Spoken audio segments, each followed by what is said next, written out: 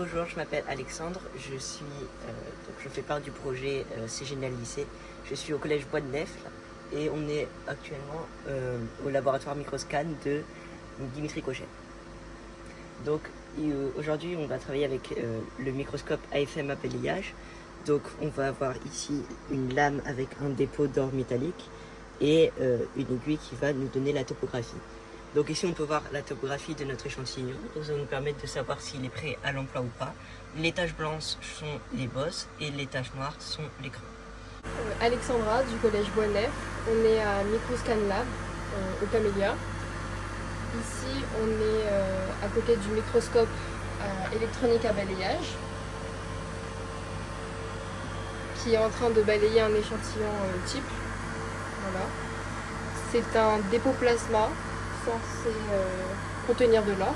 Du coup, pour le prouver, ici, on a sélectionné dans le tableau périodique l'élément or et peut-être pour vérifier quelques pollutions atomiques.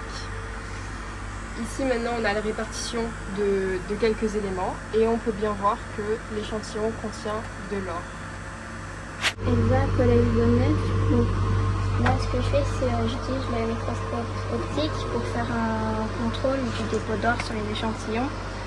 Là, on peut voir que l'or n'a pas été déposé de manière uniforme sur la plaque. Donc, on va devoir en redéposer avec du plasma, parce que sinon, ce ne sera pas efficace.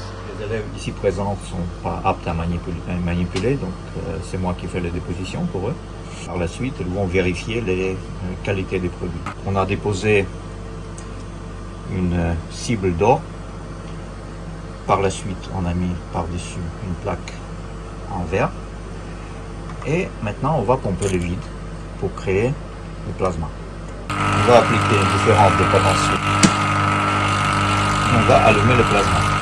Les molécules d'argon vont être accélérées, taper les cibles d'or. Ils vont éjecter des atomes d'or et déposer sur le plaque de verre. Bonjour, moi c'est Noiro Damien en BTS métier de la mesure. Ici, comme nous pouvons voir, nous avons deux bras. Un bras qui va envoyer un laser incident sur le prisme. Et sur le prisme, on pourrait avoir différents échantillons. Par exemple, une goutte de concentration. Cette goutte de concentration va absorber le rayon, le laser, et puis il va remettre un laser ici sur le capteur d'un photodiode. Et ici, le capteur du photodiode, son rôle, c'est de récupérer l'énergie réfléchie. Et puis, moi, mon travail, c'est de amplifier le signal pour que après, on peut acquérir les données grâce à le microcontrôleur Arduino sur l'ordinateur. Et sur l'ordinateur, on va récupérer différentes données. Par exemple, on va récupérer la position angulaire du laser avec l'énergie reçue. Bonjour, Iktimal en première STI 2D au lycée Liège. J'ai tout d'abord procédé à une recherche bibliographique sur la résonance du placement de surface ou SPR. J'ai pu par la suite voir la réalisation de cette même surface. Voici donc notre dispositif composé d'un prisme d'indice N, d'une lame de verre d'épaisseur E, par-dessus un dépôt plasma d'atomes d'or de l'ordre du nanométrique, et au-dessus une solution concentrée de vanille qui va donc soit être synthétique, soit être d'origine naturelle. On a donc ici un faisceau laser incident par rapport à la verticale qui va envoyer de l'énergie électromagnétique vers un dépôt plasmatique d'atomes d'or. Ce dépôt va envoyer l'énergie vers une molécule de vanille et le reste d'énergie sera renvoyé et capté par un capteur CCD. On s'attend donc à un graphique de cette forme représentant l'intensité lumineuse en fonction de l'angle d'incidence.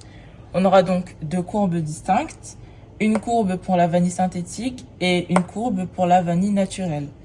La minimale de ces courbes représentant la résonance plasmonique. Néanmoins, l'analyse ne peut pas encore être effectuée étant donné que le dispositif n'est pas encore prêt à l'utilisation. Mais une fois l'analyse terminée, je vais essayer de répondre à la problématique qui est donc est-ce que ce dispositif est adapté à la caractérisation de la vanille de Bourbon.